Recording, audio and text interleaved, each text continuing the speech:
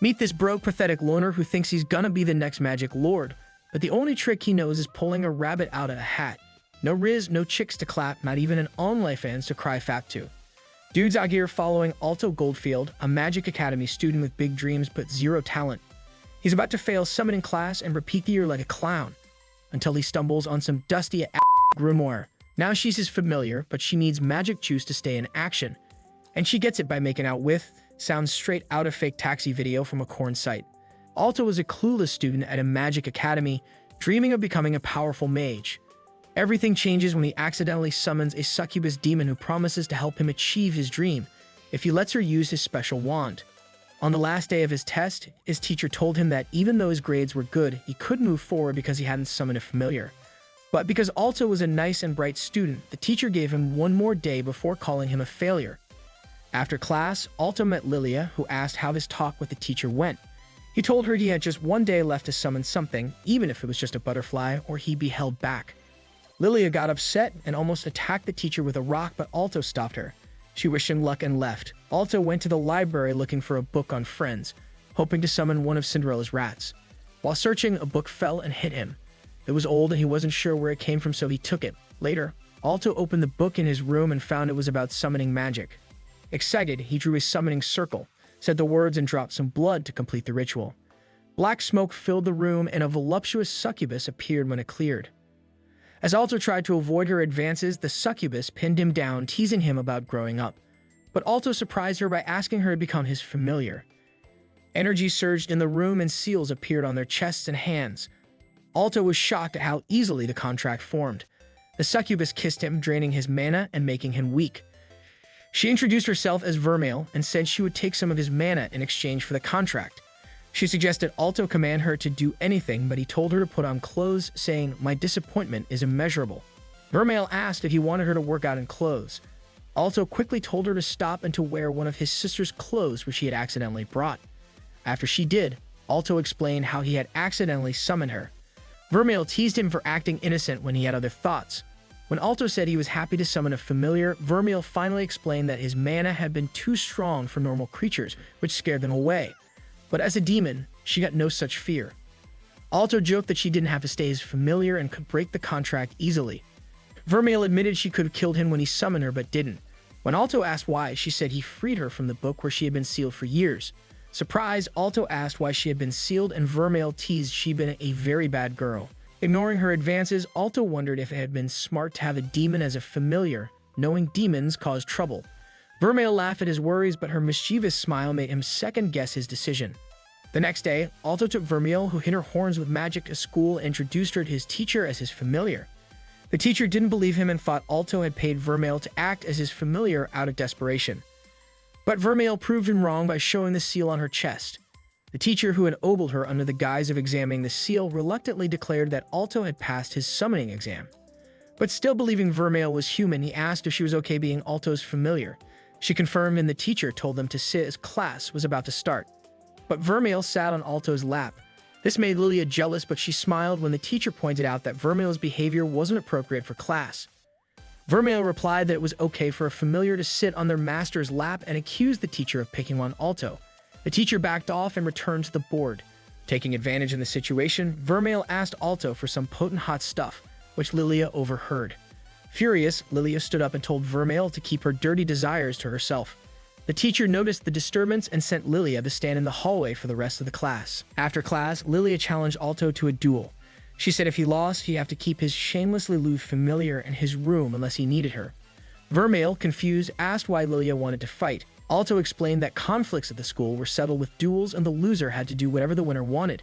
But Alto, being laid back, hated fighting and would rather talk things out with his hot-headed familiar. Vermile wasn't impressed and told Alto not to be a wimp. She then told Lilia that she'd have to do whatever Alto wanted if she lost. Lilia, misinterpreting this, got excited at the thought of Alto being in charge, but quickly stopped, embarrassed by her reaction. She agreed to Vermile's terms. At the dueling grounds, before summoning her familiar, Lilia warned Vermile to step aside, thinking she had no powers. But when Lilia summoned her familiar, Alto grew worried while Vermile was impressed, realizing Lilia had summoned a high-class spirit. Lilia tried to show off by making a wind ball with both her and her familiar's powers and shot it at them. Alto wanted to shield himself, but Vermile stepped before him, asking him to trust her. When the blast hit her, Lilia thought she won. But when the dust cleared, Lilia saw Vermile standing unharmed with a wicked smile. Vermile walked toward her, saying it was her turn to show what she could do. Instead of attacking, Vermile used her powers to make Lilia moan with pleasure until she was too exhausted to fight. Alto won the duel, and as per their agreement, he got to tell Lilia to do something. He asked for one thing, for Lilia and Vermile to become friends. Lilia, clearly intimidated by Vermile, rejected the idea. Alto reminded her of the duel's rules, so both girls grudgingly agreed to be civil. That night, after Vermile drained some of Alto's mana with a heated kiss, he asked why she needed to do that. She explained it was necessary to keep her physical form because being sealed for centuries had weakened her. Alto admitted he had been afraid of having a demon as a familiar, but after spending time with her, he realized it wasn't so bad. Vermile teased that if he had a problem kissing her for mana, she had a more effective way to drain it from him. As Vermile and Alto walked to school the next day, a rampaging dragon suddenly appeared. Vermile surprised everyone by flicking it away like a piece of lint, even though it weighed 1,000 ulbs. During assembly, while Alto scolded Vermile for using her She-Hulk strength, he noticed all the male students shamelessly staring at her mommy Emioras. After the assembly, Lilia approached them and said everyone talked about how Vermile had sent a dragon flying. Neither Vermile nor Alto confirmed or denied it, which annoyed Lilia, but she couldn't do anything, so they all went to class. Later, as Alto, Vermile, and Lilia walked to the dorm, an upperclassman called out to them. He was with another boy who pointed at Vermile and accused her of beating his dragon. The upperclassman introduced himself as Rex, a dragon rider, causing Alto and Lilia to scream in surprise. Vermile asked what a dragon rider was. Alto explained they were students who acted like members of House Targaryen, each with a dragon familiar. Vermile called them pompous brats showing off their big tools, which annoyed the boy who had snitched on her. However, Rex commended Vermile for being bold and assumed she had used a trick to take down the dragon since she didn't look strong. Vermile retorted that he thought that way because he was a close-minded idiot who believed all women were as fragile as his ego. She then turned her back and timidly asked if he would hurt them. The boy, she anger, yelled at her, calling her a freak of nature. As they focused on Vermile, they didn't notice Alto sneaking up behind them until he activated a magic circle, trapping them in crystals. Vermile inspected the crystals and praised Alto's advanced magic. Rex, however, warned they hadn't won yet and summoned his familiar using a necklace. The overgrown lizard appeared, shattering the crystals and freeing Rex and his cowardly companion, leaving Lilia and Alto terrified. However, Lilia pushed her fear aside and told Rex to be ashamed for picking a fight with juniors. Rex ignored her and demanded Vermile apologize for insulting him, saying he'd accept her apology because her body was his type. Alto took a protective stance beside Vermile, which Rex saw as challenging. He ordered his friend to attack. As the T-Rex charged, Vermile hugged Alto from behind, returning the mana she'd taken from him the night before. A golden magic circle appeared and more crystals emerged, trapping the dinosaur and grazing Rex's cheek. Rex finally accepted defeat and apologized to Alto for provoking him. Later, back in Alto's room, he warned Vermile not to use her powers at school to avoid trouble. Vermile sighed, saying being a student was hard with all the rules. She asked if studying would help him get everything he wanted in life. When he didn't answer, she offered to make him richer than Elon Musk and Jeff Bezos combined. Alto told her not to dream of a money heist because he wouldn't visit if she got caught. He then revealed his goal, to become a mage so powerful that Merlin's feats would seem like child's play. This intrigued Vermile, so Alto explained that mages in their country were ranked by power: Gold Square, Silver Square, Bronze Square, and Apprentice. He aimed to surpass the Gold Square rank and achieve the coveted title of Platinum Square. Alto acknowledged his dream of becoming a Platinum Square mage was wishful thinking, especially since he nearly repeated a grade. Vermile hugged him, saying she loved a man with great ambitions. After almost suffocating him with her large pillows, she promised to help him achieve his dreams as his familiar. The next day, as Vermile and Alto headed to class, they met Lilia. A boy named Marks and a girl named Cheryl approached. Marks grabbed Alto and said he'd heard Alto defeated Rex and was glad to have him as a rival. Vermile asked Lilia who he was, and Lilia explained he was their classmate. After Marks finished twirling Alto and went to fix his shirt, a teacher informed them that the headmaster wanted to speak with them, excluding Marks. In the headmaster's office, he explained they were the top students and wanted one of them to be the student representative. They would participate in a trial, and whoever collected a fairy flower by 6:00 p.m. would win. After leaving, the group went to the enchanted forest. Marks, who had followed them, said only one fairy flower bloomed. When Lilia asked why he came, he said he was participating in the trial and didn't understand why he was excluded. Cheryl pointed out he was failing all his subjects and was dumber than her ex. Ignoring her, Mark summoned his beetle Familiar and rushed into the forest. Moments later, they heard him cry for help. They found him in the mouth of a flesh-eating plant, and Cheryl stayed behind to help him. The group found the fairy flower, but a Cerberus guarded it. Alto asked how to bypass the dog, and Lilia told him he was alone. She pulled out a vial of invisibility potion, which caught Alto's attention. He asked why she had it. Lilia almost admitted she got it to sneak into his room, but quickly made up another excuse. He pointed out the dog could still smell her, but she explained the dog seemed sick and likely couldn't smell. She drank the potion, and Alto noticed her clothes were still visible. She admitted she hadn't mastered the cloaking gypsy technique, and feeling exposed, took off her clothes. As she approached the dog, Vermile reminded Alto to find a way to get the flower. Alto asked about the power Vermile had given him the previous day. She explained that she had amplified the mana she had taken from him. He asked if she could do it again, and she told him she needed more mana. She then dragged him to the ground, unbuttoned his shirt, rubbed against him, and kissed him. Meanwhile, one head of the Cerberus wasn't sick, and it smelled Lilia. As it moved to attack, Alto used explosion magic to distract it. Lilia screamed for him to run, but he ignored her and told her to get the flower. Reluctantly, Lilia rushed to the flower, and Alto signaled for Vermile to knock the dog out. After she picked the flower, Lilia tried to give it to Alto, but her potion wore off and she screamed in embarrassment. In the chaos, the flower was blown away by the wind and landed in front of Cheryl, who picked it up. Later, after Cheryl became the student representative, she asked Lilia and Alto if they were okay with her winning, and they agreed. A few days later, during PE, Marks talked about Chris, president of the Dragon Riders Club, after they had performed a display that morning. He said Chris was one of the 7 luminaries and an executive student council member, making her a force to be reckoned with. He didn't understand why they should care about Chris and her achievements, so Lilia explained that all 5 student council executives were luminaries. According to rumors, they were so powerful that even teachers couldn't touch them. Alto added that the student council president was close to becoming a platinum square and expressed his ambition to hold that position one day. Just then, Vermile put her heavy chest on his face, ignoring his inability to breathe, and told him he could easily achieve that. Lilia had to push her off to save him and then scolded her not to do such things publicly. Vermile playfully asked if acting out scenes from a particular show would be fine when alone with Alto. Lilia firmly stated that would only happen over her dead body, and they began arguing. Later in the girls' changing room, Lilia complained to Cheryl about Vermile, convinced she was hiding something. She planned to expose her as a fake in front of Alto.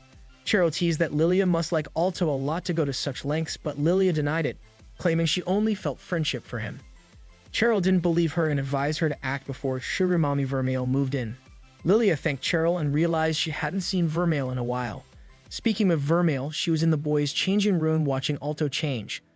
Alto wished he could disappear from the embarrassment of having her in a room full of half-dressed boys. When they left the changing room, Alto asked Vermile why she hadn't waited outside as instructed. She explained that she went in after being called names for trying to change in the corridor.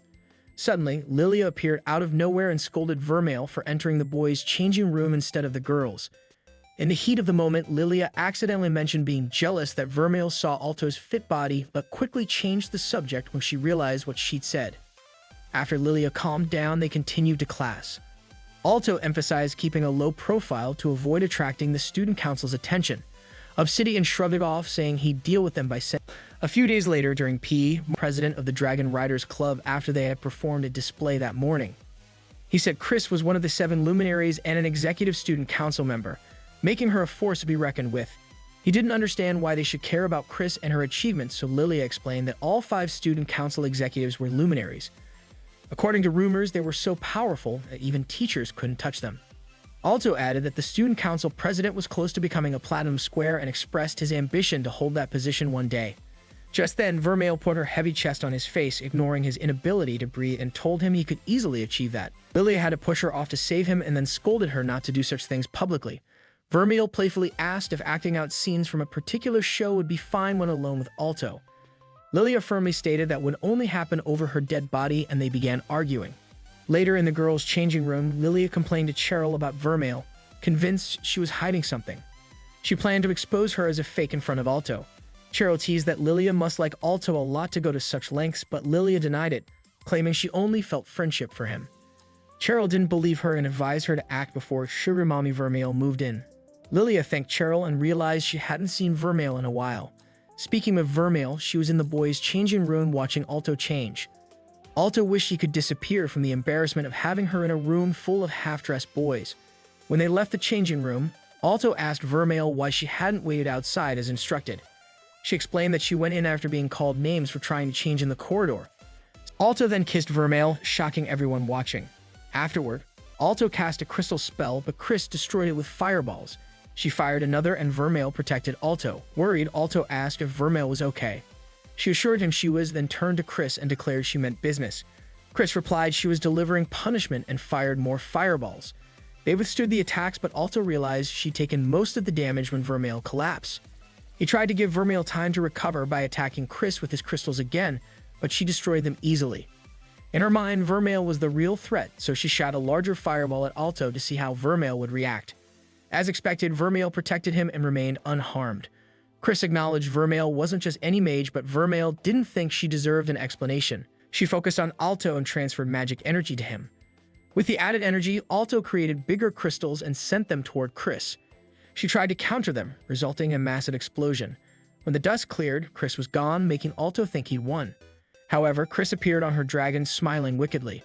She told Alto that if he wanted to win, he shouldn't have let her mount her dragon, as his crystals couldn't reach her in the air. Without warning, she began shooting fireballs at Alto, but he dodged until she pushed him to the edge of the dueling ground. Chris told him to give up and promised she'd let him join Rex in the infirmary if he begged. Annoyed, Alto asked why she liked looking down on others, and Chris explained it was because she had the dragon. To her, the skies belonged and those who couldn't fly were beneath her. When she attacked again, Alto tried to create a shield, but Vermile stopped him. She urged him to gather enough energy to knock Chris out of the sky. Chris continued her barrage of fireballs, talking about how only the strong deserve to lead and how powerful mages got strong companions, unlike Rex, who she called a weak, talentless fool. Alto defends Rex, and Chris challenges him to prove her wrong by defeating her. Vermile urges Alto to give Chris what she wants and transfers more energy, surprising Chris, who wonders how Alto still has so much left. She shoots a massive fireball as Alto creates a larger crystal. The attacks collide, and the explosion allows Vermile to step on the debris in midair. Realizing too late, Chris tried to shoot them down, but Vermile dropped Alto onto her dragon's back. Alto pressed a sharp crystal to her neck, securing his victory. The students cheered as it was the first time someone lower than Chris had defeated her. The next day, Alto found himself with a fan club. The girls bombarded him with questions about defeating Chris, while Lilia grew frustrated. She complained to Cheryl that the girls who had ignored Alto just days ago were now fawning over him. Cheryl explained that it was inevitable after an apprentice defeated a golden square. Meanwhile, Obsidian approached Alto. When the girls saw him, they rushed to his side, excitedly discussing the duel. Obsidian praised Alto's victory, but warned against challenging people on a whim. He added that it would have been a different story if Alto had lost. Lilia defended Alto's reasons for the duel, which Obsidian accepted. Before leaving, he advised Alto to avoid overdoing it next time. Alto sighed as Alto and Lilia watched Obsidian leave with the fangirls. He commented on Obsidian's coolness, and Lilia agreed, noting the girl's admiration. Alto then asked if Obsidian was her type. Lilia immediately tried to strangle him, asking why he thought she liked older men with sugar daddy vibes. Elsewhere, Chris was sweeping as part of her community service. When Rex arrived, she bowed and apologized, surprising him. Chris explained that after talking to Alto, she realized her mistakes. Rex grabbed the broom, started sweeping, and said he was glad they were on the same page. That night, Vermile crawled on top of Alto while he slept and kissed him. Alto woke up in shock, but realizing it was Vermile, he scolded her and told her to put on clothes. Vermile teased him, saying he should stop acting modest and let her take what she wanted since she had helped him defeat Chris. She suggested skipping kissing and going further. Shocked, Alto moved back and told her to kiss someone only if she was in love. Vermile sweetly replied that she loved him and pushed him down to continue taking his energy. The following day, Alto, exhausted and aglow in Vermile, walked to class with Lilia. As Alto watched them talk, he remembered Vermile's confession. Shaking it off, he wondered if a demon and a human could love each other. Curious, he asked Obsidian later. Obsidian mentioned stories of women having babies for demons, but doubted love was involved. Unsatisfied, Alto asked about succubus-human relationships. Obsidian explained that a succubus only wants a human's energy, not love. This answer left Alto with more doubts. At night's dinner, he pushed his food around and Vermile noticed. He asked if she was only with him for his energy. Vermile pulled him to her chest, asking if that bothered him. He explained she only seemed to care about his cream energy. Vermile reminded him she needed his energy to live, making him sad. She kissed him, and when she pulled away, he complained but stopped when he realized she hadn't taken his energy. Vermile reminded him she'd only kissed someone she loved and complained about starting the kisses. She pulled him closer, suggesting he make a move, but also pushed her away, saying he wasn't ready. A few days later, a female student visited Obsidian in his office where he asked for her help. She hugged him, saying she loved him and would do anything for him, not knowing that he had a needle hidden in his hand.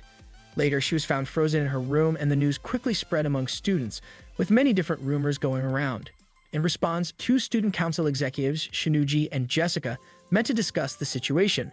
Shinuji noted this was the third student in that condition, and Jessica observed that all three were silver squares. They thought someone might be behind the incidents, with Jessica mentioning the council president's concerns. Shinuji said the investigation would take time, but Jessica urged him to hurry, wanting to put the president at ease. Meanwhile, in Alto's room, he was trying to write a report on his familiar, which included taking measurements. When he turned to measure Vermile, he discovered she had taken off her clothes. Complaining, Alto was told by Vermile not to act like he didn't enjoy seeing her naked. She grabbed his hands and placed them on her body, asking him to measure everything thoroughly. Without them knowing, Lilia's familiar was watching. After seeing enough, it went to tell Lilia, who was hiding in some bushes with Cheryl. After hearing the report, Lilia became very angry, promising to expose Vermile as shameless. Cheryl asked how she planned to get into the dorm, and Lilia pulled out an invisibility potion and Alto's room key. Surprised by her preparation, Cheryl remarked that Lilia's stalking abilities made her perfect for the CIA. Lilia ignored Cheryl's comment, removed her clothes, and drank the invisibility potion. She snuck into the dorm, careful not to be seen. By the time she reached Alto's room, Vermile had hidden her horns and tail for more measurements. Lilia stood by the bookshelf, staying quiet as Alto grabbed the first book.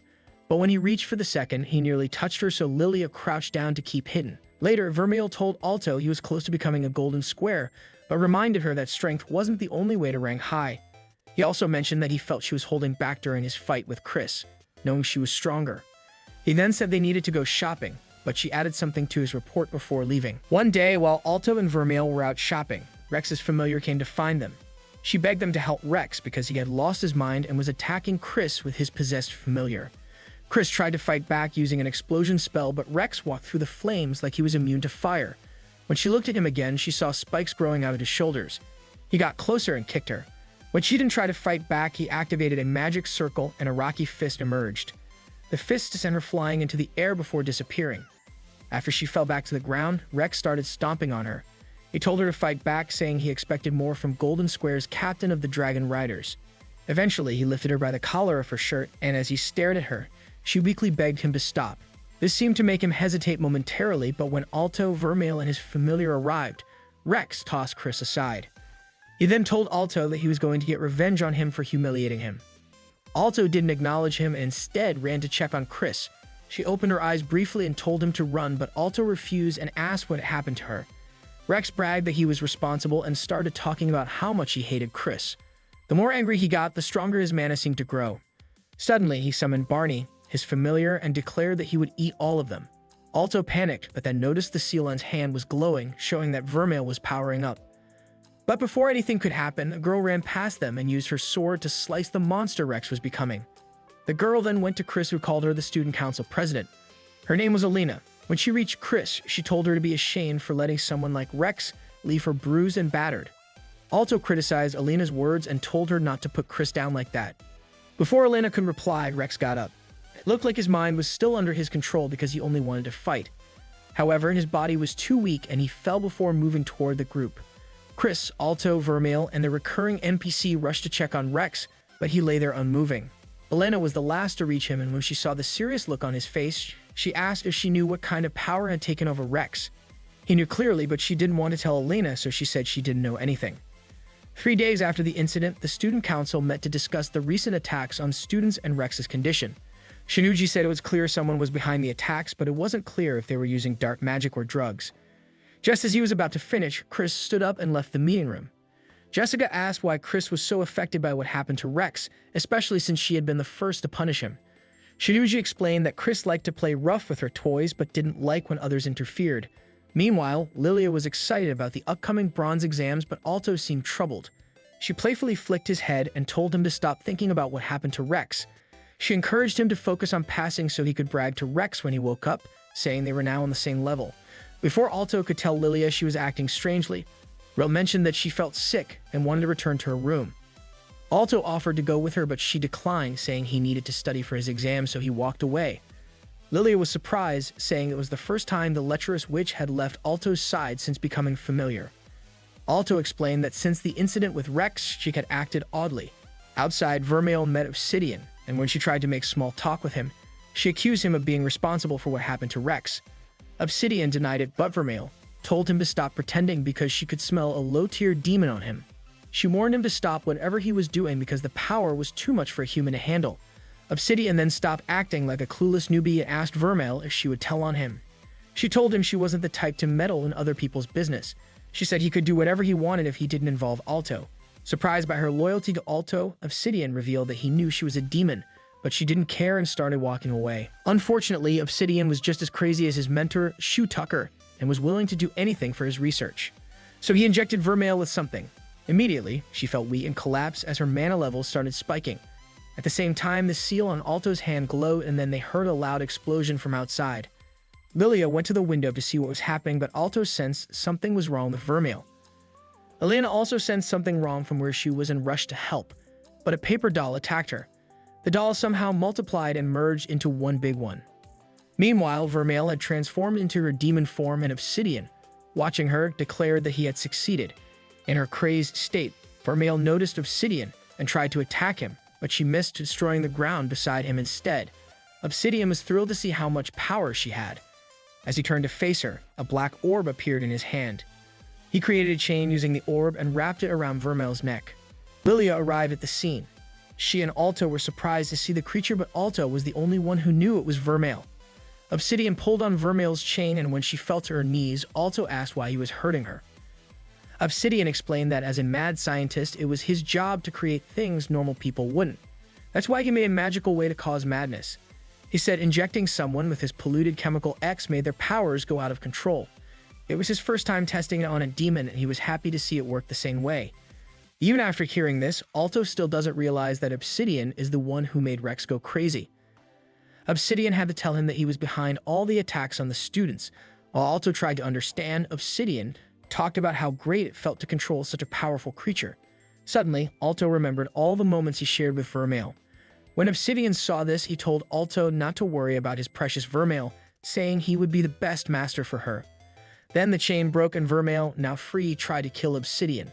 Luckily, Alto stepped in front of her and took the full hit. Her fist went right through him, and he fell to the ground covered in blood. Vermile realized what she had done and screamed. Since her powers were still out of control, she grew bigger and more dangerous. Obsidian screamed, which made Vermile look at him again. Before she could attack, Alto begged her to stop. She calmed down and hugged him, asking why he'd saved Obsidian. Alto said his body moved before he could think, but he didn't mind because he was her master and would do anything to protect her. By the time he fell unconscious, Vermile had turned back to normal. Lilia asked if Alto was dead, but Vermile said she would fix everything. She kissed him and used their combined mana to heal him, surprising Obsidian because he had never seen anything like it. The healing messed with Obsidian's mind so much that he started talking to himself. Lilia and Vermile watched him lose control, and the next thing they saw was him injecting himself with another syringe. This turned him into a horrible-looking monster with many eyes. He declared he was now the ultimate demon and told Vermile she was no match for him. When he tried to attack her, Vermile punched him so hard it left a big hole in his body. His real body wasn't hurt, so he tried to fly away. But Chris appeared on her dragon before he could escape and shot a fireball at him. He tried to run, but Vermile caught up with him and punched him out of the sky, making sure he didn't die. Soon after, Alto woke up, but Vermile didn't want to be near him because of what she did. Lilia hugged him and cried, saying she was scared. Later, Alto found Vermile near the dueling grounds, and she apologized for what happened when she lost control. She said she gave him her heart and connected their mana, so if he died, she would die too. Alto was shocked and scolded her for being reckless, but Vermile said she was sorry. Days later, Alto found out that Obsidian had been arrested and that all the students he had experimented on had woken up from their comas. Things seemed fine, but not between Alto and Vermile. She only talked to him when she needed to give or take mana to keep their heart working. One evening, Alto asked why she had been avoiding him. She said that aside from giving and receiving mana, she had no reason to be close to him because she was a monster who destroyed everything around her. Vermile promised that she would leave once his heart didn't need her mana anymore. Her words upset Alto, but she tried to explain that it was for the best. Then, Alto kissed her, and after she pulled away, he told her she was his friend and he didn't plan on letting her go. He ran out of the room, leaving Vermile to remember his words about only kissing someone he loved. The next day, Lilia found Vermile and said she heard from Alto that Vermile was a demon. Vermile apologized for hiding the truth, but Lilia said it didn't matter. Whether she was a demon or not, it didn't change how she felt about her.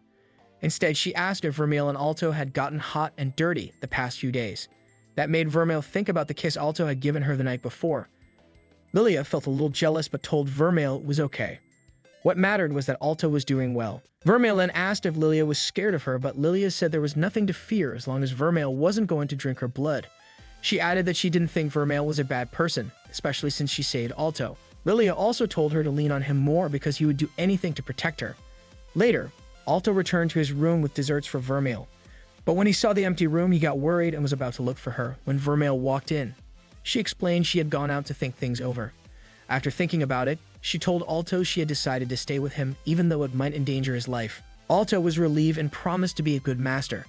When he asked if she needed anything, Vermile said she wanted a kiss. Alto laughed, saying they always kissed so she didn't have to ask. But Vermile said she wanted him to start it. So, blushing, Alto stepped up and kissed her. The following day, Vermile stepped out of the room in his school uniform, but it was too small. Her pillows made it hard to button her shirt. Alto promised to get her a better fitting one after school and asked her to manage with that for now so they wouldn't be late. Meanwhile, in a faraway temple, unknown figures talked about how Obsidian failed to capture Vermile. Behind them were the bodies of several priests. One priest tried to sneak up on the boy leading the conversation, but the boy noticed and tore up a paper doll, cutting off the communication. His friend said that although Obsidian had failed, the research had worked. The sneaky priest attacked, but the boy sent him flying into a stone pillar with ease. Back at the academy, as Alto and Vermile walked to class, her prominent features caught everyone's attention. Every guy around her was staring. Even in class, Vermile was the main attraction, and a few guys whispered to Alto, thanking him for letting them see her. When things started to get out of hand, one bright student reminded everyone to focus on the upcoming bronze exams. That's when Alto realized he had forgotten about them and everything happening with Obsidian. He told Vermile they needed to focus and study hard.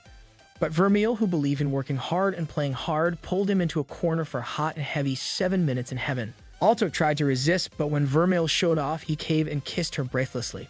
When they returned to class, they barely sat down before the student council showed up and asked them to come with them.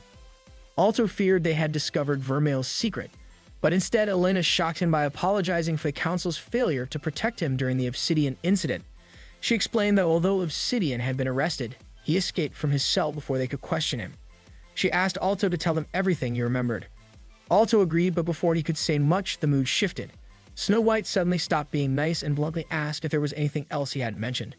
Before he could answer, Jessica held a sword to his throat and Shinuji did the same to Vermile. In response, Vermile easily broke one of Shinuji's swords, showing how easily she could escape. Shinuji warned her that Jessica would have killed Alto before she could move. With no choice, Alto confessed. Vermile was a demon. After that, everyone calmed down and sat back down. Alto explained everything that happened with Obsidian and said Vermile wasn't an evil demon. He said he didn't care what happened to him as long as Vermile stayed safe. Elena told him not to worry, they weren't going to tell the teachers. Shinuji explained that it was safer to keep the information within the council because they didn't know if any of the teachers might be enemies like Obsidian. Jessica didn't like it and argued that demons couldn't be trusted, but Elena reassured her. She believed Vermile wouldn't betray them when Alto's life was at risk. Vermile didn't trust the scheming witch, sensing there was more to the situation, so she pointed it out. Elena reassured her but surprised everyone by asking Alto to join the student council. Alto asked if the offer was just an excuse to spy on him, and Elena admitted that was partly true, mainly because she saw potential in him after he beat Chris. She told him the council work would be easy if he kept Vermile in check.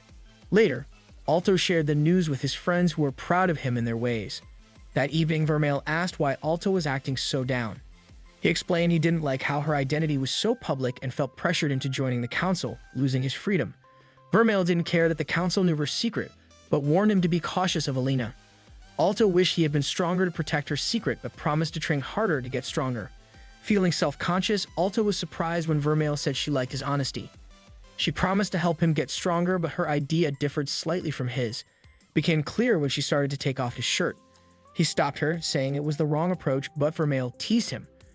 The next day, Alto resumed his duties as a student council member. When he and Vermile opened the meeting room door, they were greeted by Chris, Elena, and Jessica, all half-dressed. After they got dressed, Jessica scolded Alto for interrupting their strip dancing class Butlina, and Chris told her to let it go, saying it was their fault for not locking the door. Once everyone settled, Elena showed them a piece of the paper doll she had fought. Chris tried to detect the magic used on it but couldn't, asking Elena if the city guards had been luckier. She explained that there was no magic record in the Bank of Magics and the formula was too advanced for even the gold squares to decipher. Their best guess was that the person behind it was a platinum square mage. Meanwhile, in his secret lab, Lolite and Helioter, the mages who had attacked the temple, met with Kohakumiya, who had controlled the doll. Kohakumiya asked why they were late, and Lolite explained it was because the High Priest had been challenging to convince. Kohakumiya remarked that the High Priest was the most skilled divine mage among the Platinum Squares and asked how they had convinced him. Lolite casually replied that he had terminated the priest's contract with life, which annoyed Kohak. Ignoring her glare, Lolite grabbed pictures of Alto and Vermile, telling Kohak they would finish the job she couldn't. Days later, Alto dreamt of a destroyed city, with only a young girl crying and apologizing to no one. Suddenly, he was transported to a room full of screens. A woman sitting there asked what he felt for Vermile. Surprised by her presence and question, Alto stood frozen, staring at her. The woman stretched out her hands, offering Alto two paths, justice or destruction. Confused by her cryptic words, Alto stayed silent as she floated closer and held his face. The next thing he knew, he woke up in his room, wondering about the dream and the woman. Later, Vermile found him studying and tried to get him back to bed. He explained he couldn't. He had to study for the bronze exams which the student council pressured him to pass. When he finished, he noticed Vermile was nude and asked how long she'd keep up the fan service act. Vermile laughed, saying he didn't need to study if he wanted to pass the exams. She pulled him along and he ended up falling onto her, his face between her chest. She said if she used him for the exams, she needed all the mana he could give her. After kissing him, she pushed him onto his back, telling him to take as much mana as required. On exam day, Alto grabbed the book Vermile had been sealed inside and hurried to the center. Lilia noticed other students staring at them and pointed it out. Cheryl explained it was because their academy had a 50% pass rate, making them targets of envy. Lilia asked how Marks, who seemed like an idiot, had gotten into the academy which only accepted high IQ students. Marks proudly claimed his success was thanks to his secret weapon. They gathered around a crystal ball with a burning flame at the exam center. A man named explained that the practical exam would involve mana transfer, with the crystal ball measuring both the quantity and quality of their mana. He explained that to pass the test, they had to supply the flame with as much mana as possible, with the amount of mana poured into the flame determining their grade. The students chatted, saying the exam was easy, but Alto thought there was more to it than the colonel had let on.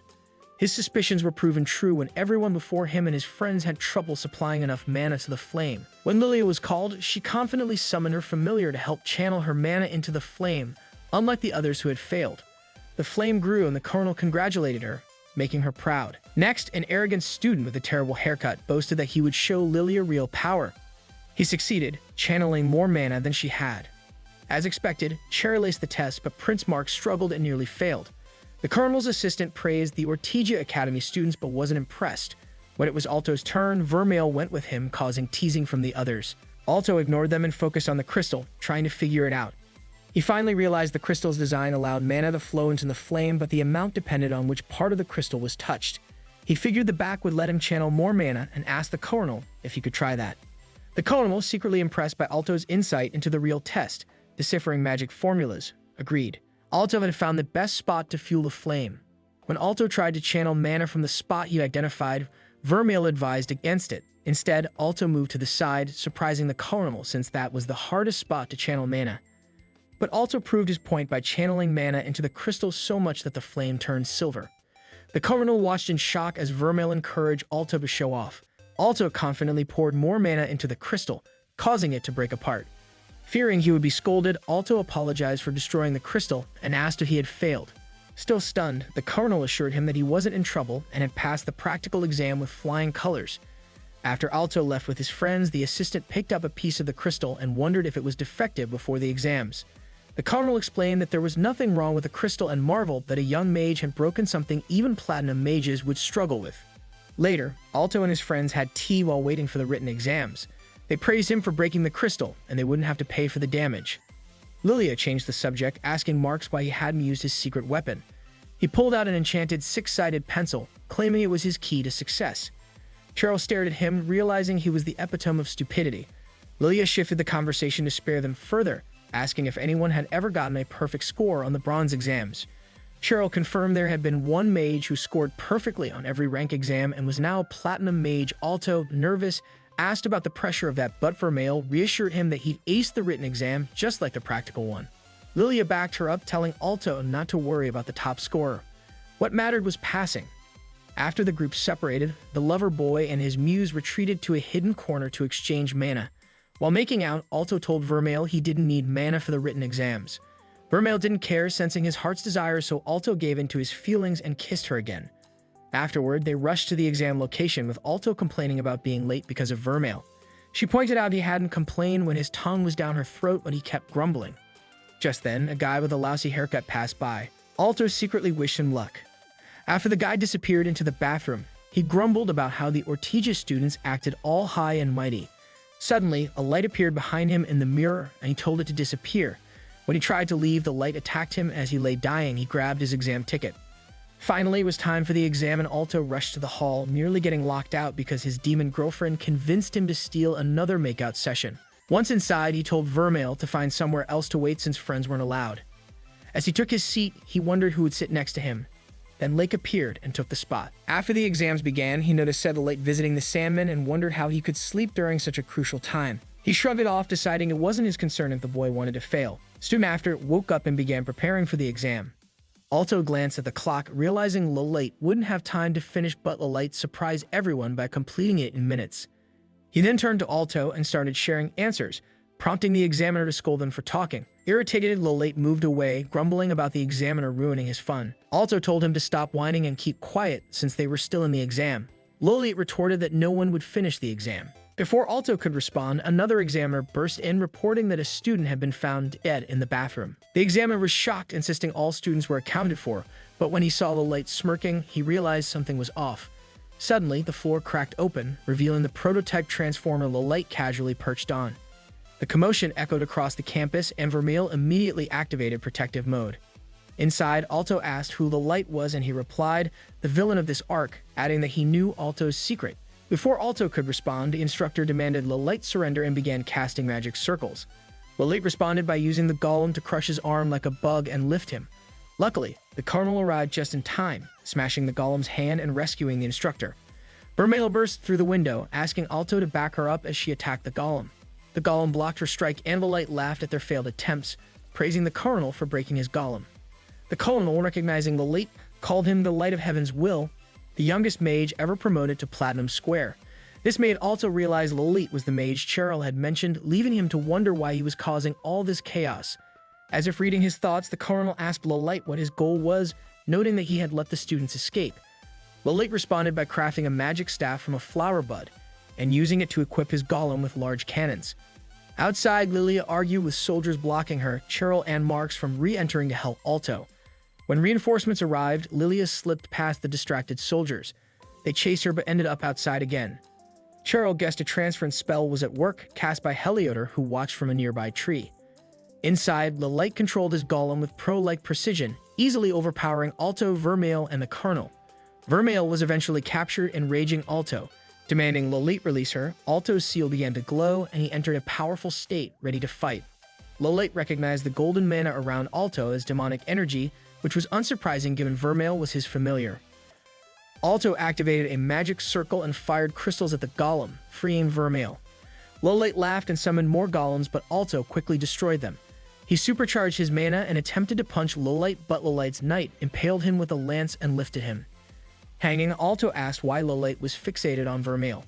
Lolite revealed they planned to use her power to destroy the world, triggering Alto's anger. He broke free from the lance and tried to attack, but Lolite, a black belt, easily beat him. Vermile transformed into her demon form to avenge Alto. It was chained by Lolite. When she fell unconscious, Alto tried to stop Lolite, but Lolite kicked him and ordered his knight to blast him away. Alto's book glowed before the knight could strike, absorbing the blast and floating toward him.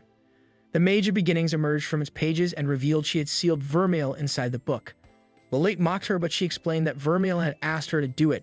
She then approached Vermile, creating a magic circle. The mage told Alto that the only thing holding Vermile back was a sealed memory and asked if he would accept her as she truly was. Alto, Agreeing, promised to stand by her. She gave him a key to unlock the seal, but Lolite, feeling left out, attempted to attack. They vanished before Lolite's eyes and found themselves in an unknown kingdom. The spirit explained they were now inside Vermile's memories and warned that if Alto failed to save her, his mind would be trapped there forever. Suddenly, a young girl's voice echoed. Alto turned to see a young Vermile running towards someone holding a flower crown. He watched as she put a crown on a nun's head who smiled and laughed with her. The spirit told him that this had been the happiest time of Vermile's life. Then 3 other kids joined Vermile and the nun, and the spirit told Alto they were her family. Later, during dinner, Vermile almost choked on her food.